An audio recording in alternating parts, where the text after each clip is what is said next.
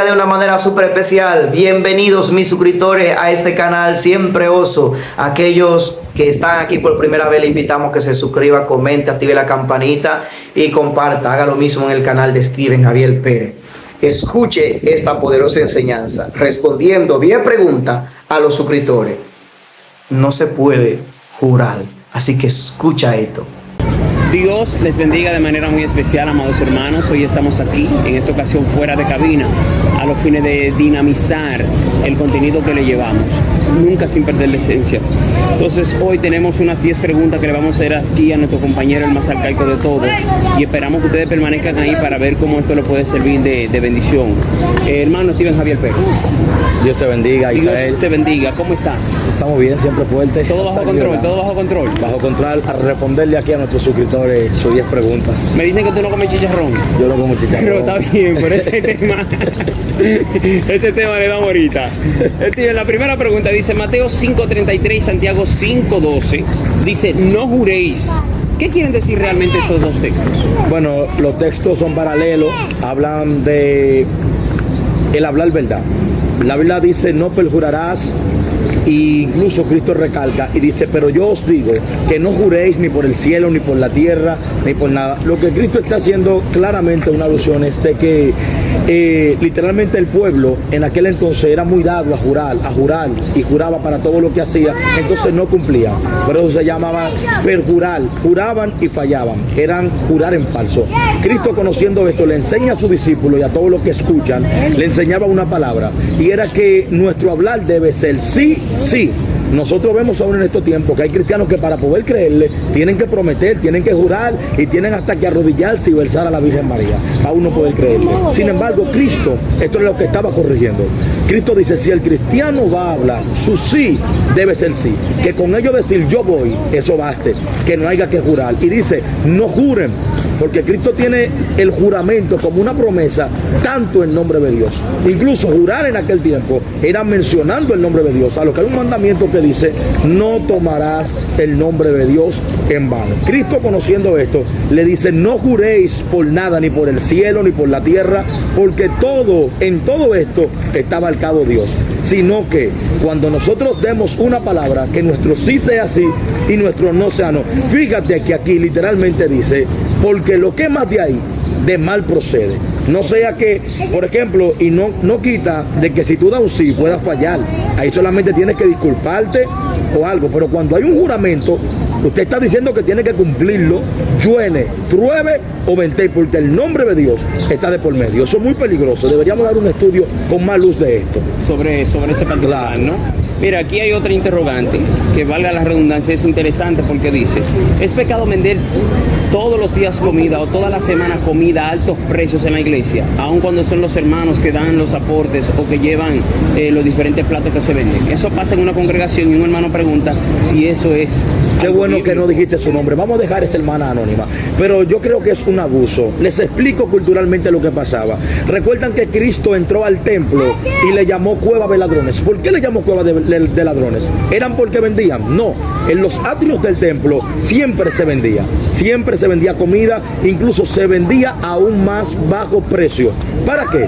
Para que si alguien necesitaba del mismo templo que acudían, puedan ser sustentados por medio a eso. La hermana da unos cuantos problemas. El primero es que venden a un alto costo. A un alto costo. Eso inmediatamente hay que quitarlo. No se puede vender por encima de, no se puede vender a un alto que todo el mundo diga que está robando. Incluso a los comerciantes se le dicen ladrones cuando están vendiendo a un alto costo. No quisiéramos escuchar que alguien cristiano esté vendiendo y se le tilde de ladrón por el alto costo que venden. Segundo, no se puede vender toda la semana atribuyéndole que los hermanos son los que ponen la comida o las sustancias que se van a distribuir por diferentes partes del país. ¿Por qué? Porque no se puede ver como si es un negocio. Uno hace algunos protemplos que ni siquiera yo estoy de acuerdo. Me dieron unas taquillas para que yo apoyara. Yo le dije, te quedas con la taquilla, y la taquilla eran como 100 pesos, yo le di 500.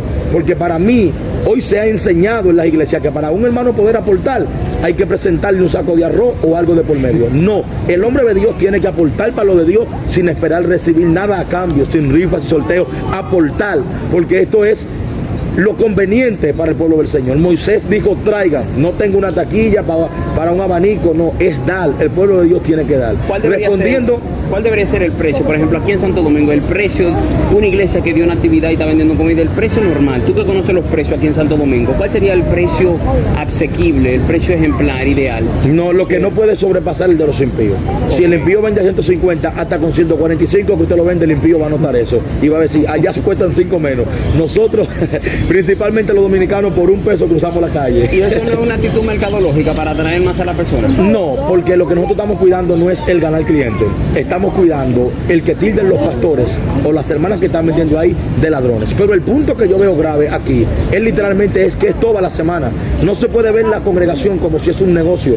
Y si ya hay una ganancia, no deben los hermanos seguir llevando para eso. De la ganancia debe de sacarse lo que se va a vender el próximo domingo. No subyugar los hermanos a que siempre tienen que llevar.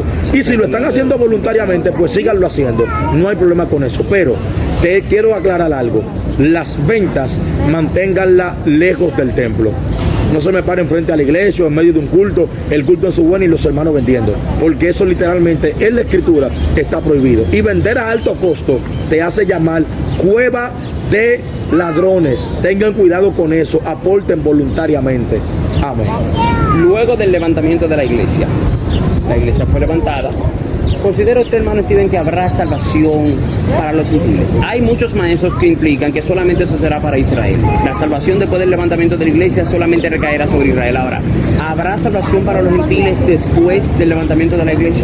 Si nos vamos a Apocalipsis capítulo 7, dice que Juan vio una multitud vestida de ropas blancas. ¿Y qué es lo que dice? De todas tribus, naciones y lengua. Literalmente ahí corta que la salvación es para Israel solamente. Como me decía un querido amigo, un compañero, en el levantamiento de la iglesia somos salvos por la sangre de Jesús. Pero el que no se vaya en ese levantamiento, entonces tendrá que salvar su vida a costa de su propia sangre. Por eso hay una apertura. Cristo hizo de todos los pueblos un pueblo, el que cree, ese es el pueblo de Yahweh. Y la multitud que Cristo, que Juan está viendo, al lado de esta naciones, tribus y lenguas por doquier, es otra que son salvos por gracia, 144,000 por promesa, que Dios tenía que cumplirle esto a Abraham, el padre de la fe, y son 12,000 de cada tribu. Pero luego la multitud que él ve, que es de todas naciones, tribus y lenguas, está abarcando que si es de todas tribus y naciones, está dejando en claro que no solamente es para Israel. Pero, señor Steven, sabrá usted claramente que la iglesia enseña sobre la venida de Cristo, el levantamiento, y que luego de ahí no hay espacio para más nadie. ¿No cree que usted está contradiciendo lo que normalmente los pastores enseñan al decir que después del levantamiento de la iglesia sí habrá espacio para que otra persona se salve? No, porque la línea teológica habla de un levantamiento y de la persecución.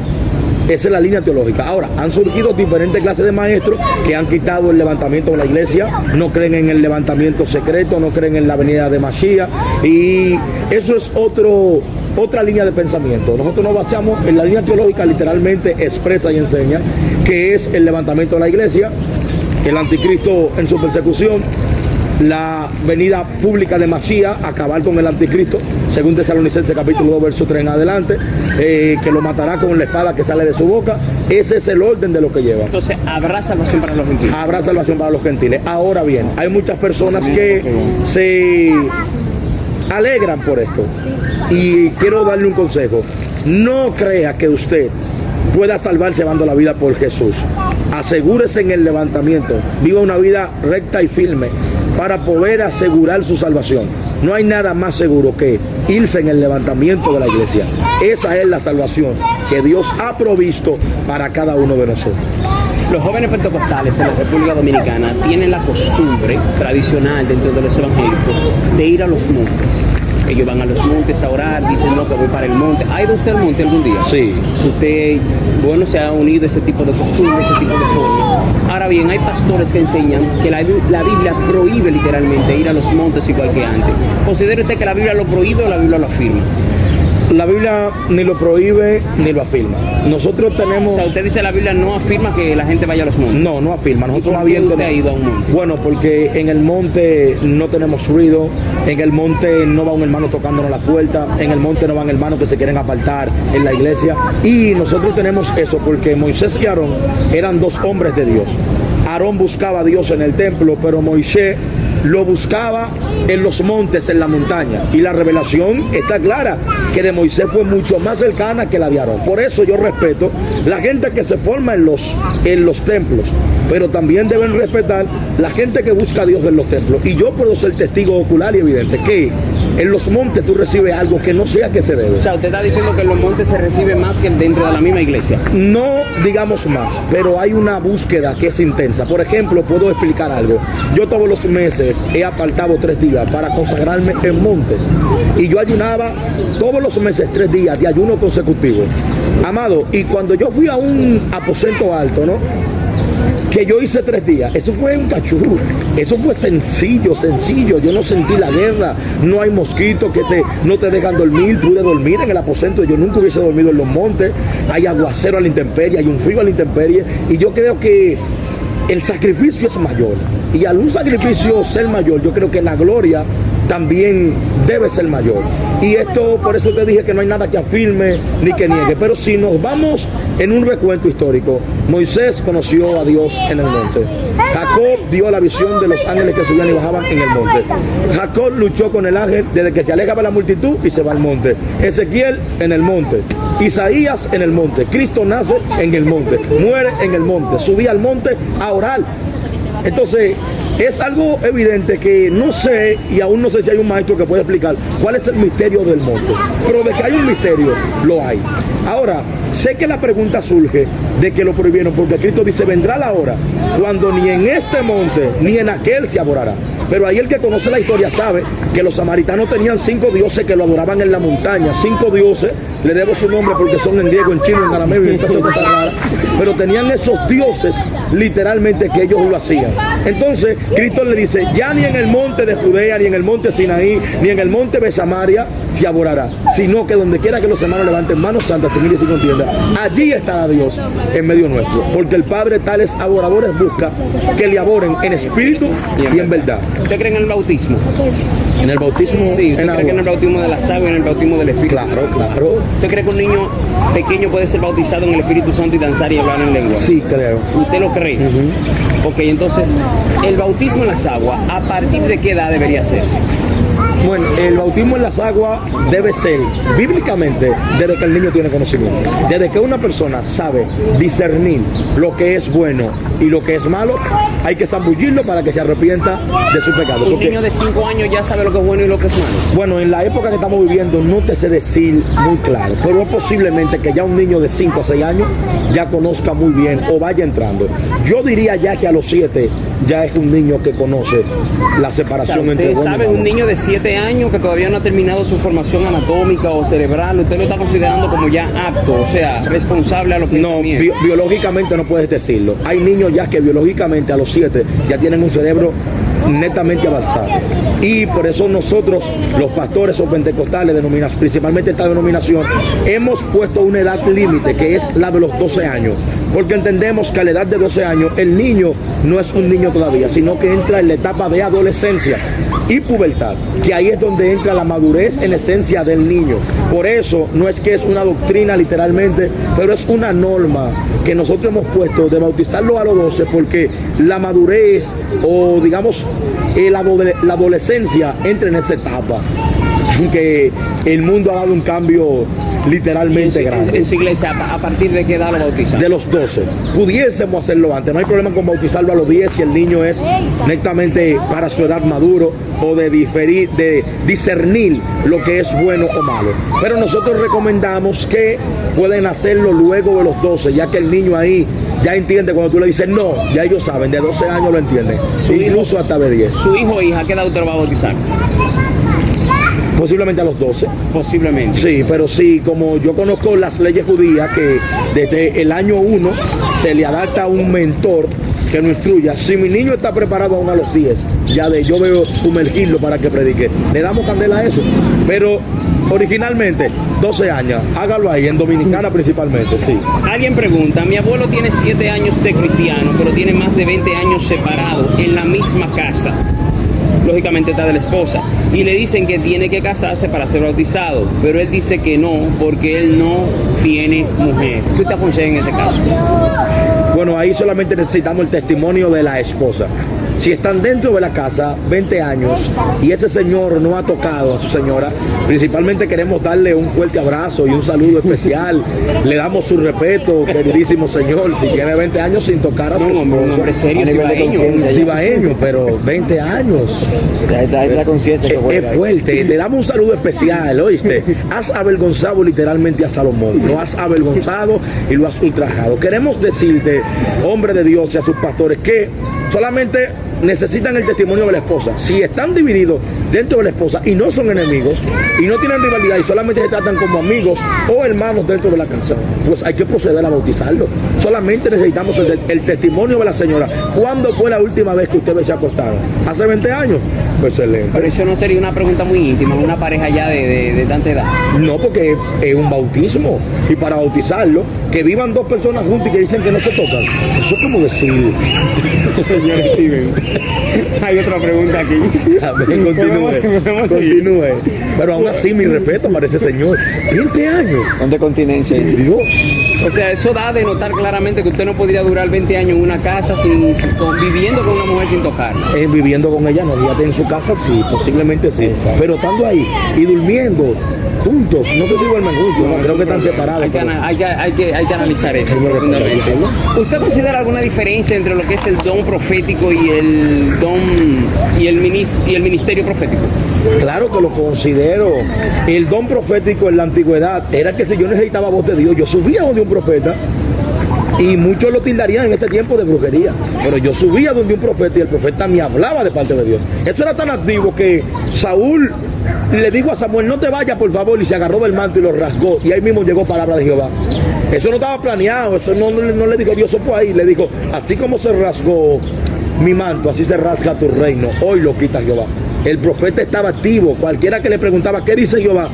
El profeta podía responderle. Ahora bien, Joel da una profecía, Joel, y dice que en los últimos tiempos Dios derramaría de su espíritu sobre toda carne. Ahora nosotros estamos aquí y Dios puede utilizarte para darme una palabra. Y eso no quiere decir que tú eres un profeta. Eso quiere decir que el don de profecía te visitó y está en ti. Y puede usarte mañana y mañana. Pero tú no eres profeta de oficio. Por ejemplo, háblame de parte de Dios ahora. He subido aquí a este lugar para que tú me hables de parte de Dios. No, en ese caso yo utilizaría la Biblia. La Biblia, porque solamente es lo que tenemos como referencia más cercano a Dios, es la Biblia. Ahora, no dudamos de que hay gente que Dios le habla. A mí me han hablado videntes de parte de Dios, que me han narrado mi vida. No di que profecía de que Dios está contigo, ha sufrido mucho, no. Que me han dicho mi vida y me han dicho en el presente lo que yo le he dicho. O sea, la iglesia pentecostal no tiene profetas hoy. Activos como oficio, no. Como oficio, o sea, no. usted está diciendo que esos que se autoproclaman como profetas no son profetas nada. No, porque Dios puede utilizarlo, pero si yo subo donde ellos y le digo, dame una palabra de parte de Dios, no le va a bajar y que la revelación ahí no es así, no es así. Incluso, aunque nosotros le llamemos profeta, porque profeta no es nada más y nada menos que el que anuncia un hecho futuro. Inmediatamente Dios te utiliza a ti. Por ejemplo, el profeta David Ward, que anunció el terremoto de Haití. Ese hombre ya se le quedó el cargo de profeta. Pero como oficio, literalmente como el profeta Samuel, como otro, no podemos darle esa confianza a cualquiera. Incluso tenemos profetas que no han hablado en un tiempo de parte de Dios y en otro tiempo han errado. Y no quiere decir que no son profetas. ¿Usted conoce alguno? Sí, conozco. ¿Cómo quién, por ejemplo? No puedo mencionar nombres porque Isaías me ha enseñado que eso es falta de ética, ¿no es? Llevado. Estamos en vivo, respeta al público. Le debes un respeto a la audiencia. ¿Qué es lo que te pasa a ti? ¿Cuál era el origen de la gente samaritana? Que no querían saber ni quién de los judíos de ellos. Era como un problema. ¿Cuál era el origen de esa gente? Eran del infierno. Todo el mundo sabe que hay un problema, pero casi nadie sabe la raíz estimológica de dónde sale esto. Lo que pasa es que en el año 722 a.C., Siria abalcó a Israel, llevándose casi el 71% de los judíos nobles y piadosos, dejando como el desecho de ellos en Israel. A lo que los gentiles se nomenclaron con ellos Y cuando esto sucedió, nació una raza mixta, que en nuestro país nosotros le llamaríamos lo que usted es, señor, arrayano. Pero ¿quién? ¿Rayano quién? ¿Rayano es una mezcla entre dominicano y haitiano? Ajá. Yo no tengo familia haitiana. Ah, pues continuamos. Oh. Entonces, se hizo una nomenclatura, una raza mixta entre judíos y gentiles. Y de ahí salió la raza que es samaritano. Y por eso es que ellos le dicen los mezclados, los impuros, los que no son nectos. Los samaritanos son una mezcla entre quién y quién. Entre judíos y gentiles. Podían ser sirios, como jebuseos, cananeos, entre cualquier nación. Lo que no son puros. Eso es como cuando usted mezcla dos, son híbridos. Literalmente es una raza híbrida, mezclada, que no son puros. No son puros. Ellos pueden decir, yo soy judío. No, no, usted es samaritano. Yo también tengo sangre judía. No, usted es samaritano. Y ahí entraba el pleito. Y por eso siempre había una disputa. Pero si tenían, escúchame Javier, si tenían, por ejemplo, parte samaritana y parte judía, eran judíos porque tenían parte samaritana y no podían decir que eran samaritanos porque tenían parte samaritana. No, porque no podían decir que eran judíos. Los judíos son muy puros y nectos, son muy claros en lo que hacen. Ellos no aceptan nomenclaturas ni mezcla. Ellos son como en estos tiempos, como digamos los chinos, que mantienen su raza, digamos, pura. Y solamente algunos, digamos, que se han salido del orden y se han mezclado. Un saludo especial para la suscriptora. Para la niña. Pues bien, entonces de ahí sale ese problema. El problema de ellos sale que yo soy judío. No, no lo eres. Tú eres un mezclado. Y ese es el problema. Entonces tenían siempre esa disputa. Sin contar que Samaria se adueñó de la tierra que es de Israel. Y cuando Israel regresó del exilio, eso fue un pleito nuestro de nosotros. Y por ahí surge todo. Esperamos que esto, que sé que no es muy claro para todos, lo hayan aprendido. De usted levantar la bandera, ¿por quién la levantaría? ¿Por los samaritanos o por los judíos? Judío, claro.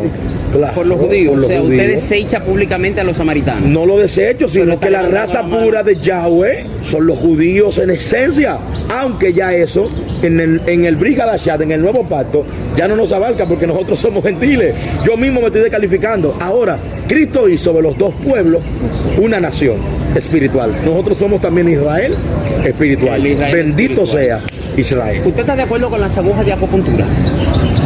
Me gusta mucho la biología y es 100% natural. Pero está permitido aplicársela. Sí, no afecta nada. Estuve investigando sus raíces etimológicas. No tiene que ver con nada, como viene de China, no tiene que ver con nada con budismo, con cosas que extrañas, con ciencias ocultas, sino que es un método natural, aún aprobado por la medicina.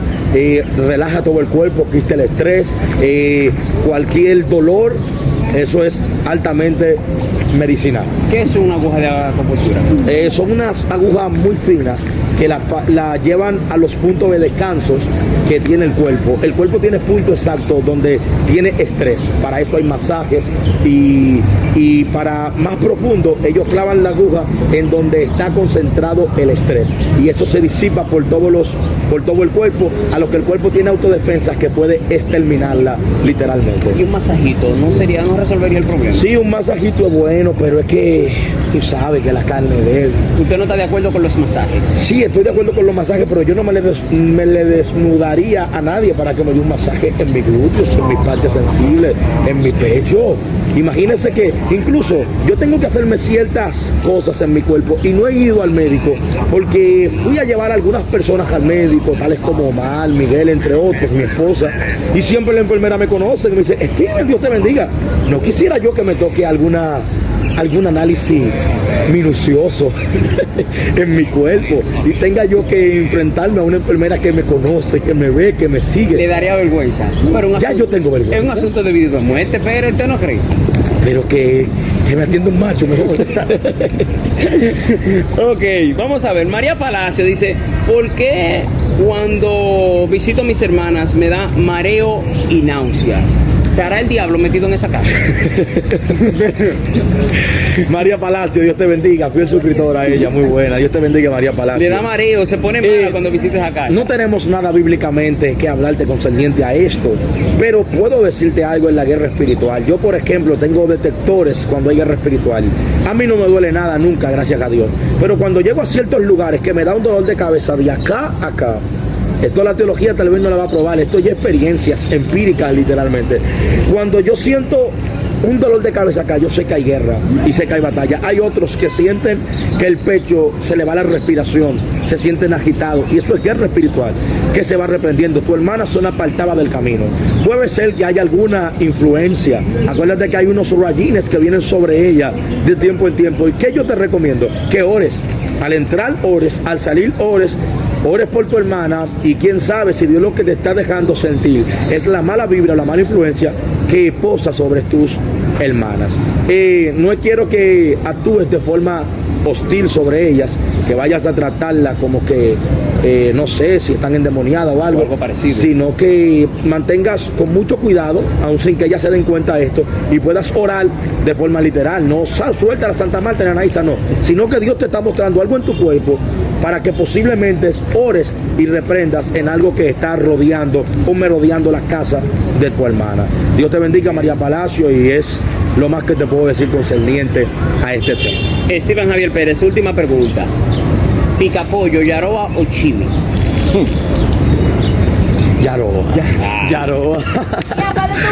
Dios te bendiga, Isael, muchas gracias. Señores, suscríbanse al canal de Steven Javier Pérez, Isael Laurencio, para servirlo. Nos vemos en una próxima. Que Vayan el Señor sea con ustedes. A nuestro canal de nuestro hermano Isael Laurencio, que él es muy fino en su canal, un hombre letrado literalmente. Gracias. Casac Leolán, Dios le bendiga. Amén.